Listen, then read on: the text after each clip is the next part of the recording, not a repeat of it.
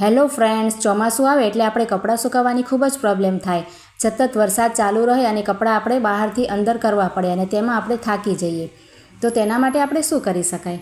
તો તેના માટે આપણે આ રીતના જે કપડાં રાખવાના હેંગર આવે છે ને, તે આપણે 2 લઈ લેવાના છીએ. તો તમારી પાસે જૂના હોય તો તમે જૂના પણ લઈ શકો અને અહીંયા પ્લાસ્ટિકના કે સ્ટીલના કોઈ પણ હેંગરનો તમે ઉપયોગ કરી શકો. ત્યાર પછી આપણે આ રીતના કોઈ પણ પ્લાસ્ટિકની કે સૂતરી કોઈ પણ જે દોરી તમારી પાસે હોય ને, તે દોરી આપણે લઈ લેવાની છે. અને આ રીતે આપણે હેંગરમાં એક સાઈડ ઉપર દોરીને બાંધી દેવાની છે. જુઓ, આ રીતે આપણે ગાંઠ લગાવી દેવાની, સરસ ખુલે નહીં ને એ રીતે કઠણ ગાંઠ લગાવવાની. અને આ જ રીતે તમે તમારી જરૂર મુજબ અથવા તો કપડાં મુજબ જેટલા પણ આપણે કપડાં હોય વધારે કે ઓછા, એ રીતે આપણે 2 કે 3 દોરી બાંધી દેવાની. જુઓ, વચ્ચે પણ બાંધી શકો અને આ રીતે સાઈડમાં પણ બાંધી શકો, તો 3 થઈ જાય. તો આ રીતે હું 2 દોરી અહીંયા બાંધું છું. એક મેં આ સાઈડે બાંધી છે અને એક બીજા છેડા ઉપર એ જ રીતે ગાંઠ લગાવીને આપણે સરસ કઠણ રીતે દોરી બાંધી દઈશું. જુઓ, તો તમે અહીંયા એક કલરની પણ લઈ શકો અને અલગ અલગ કલરની જેવી પણ તમારી પાસે હોય ને કટકા, તે પણ તમે લઈ શકો. તો આ રીતે જુઓ, હેંગરમાં મેં બંને સાઈડ દોરી બાંધી દીધી છે. હવે આ રીતે તમે વચ્ચે પણ બાંધી શકો જો તમારે વધારે પ્રમાણમાં કપડાં સૂકવવા હોય તો. આ રીતે 3 દોરી થઈ જાય.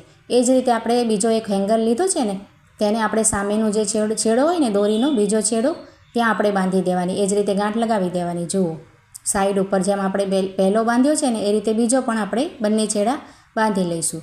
તો ખૂબ જ સરસ મજાનું આપણે કપડાં સુકાવવા માટેનું આ રીતે સરળતાથી અને કોઈ પણ જાતની મહેનત કર્યા વગર તૈયાર થઈ જશે. તો અહીંયા છે ને આપણે બંને હેંગર રેડી કરી લીધા છે. હવે તેનો ઉપયોગ કઈ રીતે કરવો ને એ હું તમને બતાવું છું.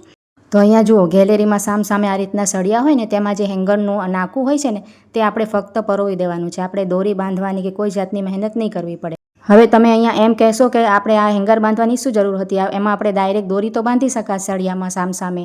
તો મેં એટલા માટે હેંગર રાખ્યા છે કે આપણે જ્યારે પણ કપડાં સુકાઈ જાય ત્યારે આને નડતું હોય કોઈને આવવા જવામાં, તો આ હેંગરને આપણે સરળતાથી કાઢી શકાય. અને જો આપણે દોરી બાંધીએ તો ખોલવાની ઝંઝટ થાય. અને આ હેંગરને એક બીજો ફાયદો છે કે આપણે રાત્રે પંખામાં ઘરમાં સ્લાઇડર જાળી હોય તો એમાં પણ પંખો ચાલુ હોય તો સામે આ રીતના સળિયામાં બાંધી શકાય.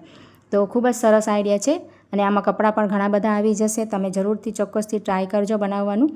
ખૂબ જ સરળ છે અને આ આઈડિયા તમને ગમ્યો કે નહીં તે પણ જણાવજો. અને મારો વિડીયો તમે ક્યાંથી જુઓ છો તે પણ વિડીયોમાં જણાવજો. તો ચાલો મળીએ નવા વિડીયોમાં. સારો લાગે તો લાઈક જરૂરથી કરજો.